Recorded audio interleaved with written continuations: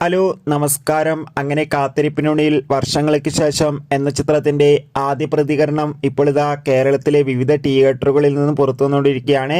ആ അപ്ഡേഷനാണ് ഇന്നൊരു വീഡിയോ ഭാഗത്ത്. വീഡിയോയിൽ മുൻപ് വീഡിയോ ലൈക്ക് ചെയ്യുക, ചാനൽ സബ്സ്ക്രൈബ് ചെയ്യുക.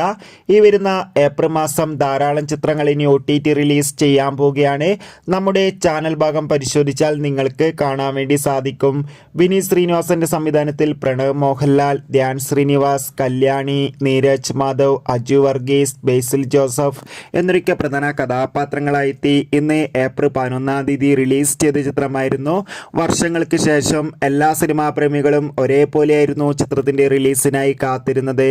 അങ്ങനെ കാത്തിരിപ്പിനൊടുവിൽ ചിത്രത്തിന്റെ ആദ്യ ഷോ കേരളത്തിലെ വിവിധ തിയേറ്ററുകളിൽ അവസാനിക്കുമ്പോൾ ചിത്രത്തിന് അതിഗംഭീരമായ പോസിറ്റീവ് റെസ്പോൺസ് തന്നെയാണ് പുറത്തുവന്നുകൊണ്ടിരിക്കുന്നത്. ചിത്രം കണ്ട പ്രേക്ഷകർ എല്ലാവരും ഒന്നടങ്കം പറയുകയാണ്, വർഷങ്ങൾക്ക് ശേഷം ഒരു മികച്ച ഫീൽ ഗുഡ് ചിത്രമാണെന്നും ചിത്രത്തിൽ പ്രണവിന്റെയും ധ്യാനിന്റെയും മികച്ച അഭിനയം തന്നെ കാണാൻ വേണ്ടി സാധിക്കുന്നുണ്ടെന്നും. കാത്തിരിക്കാം. ബൈ.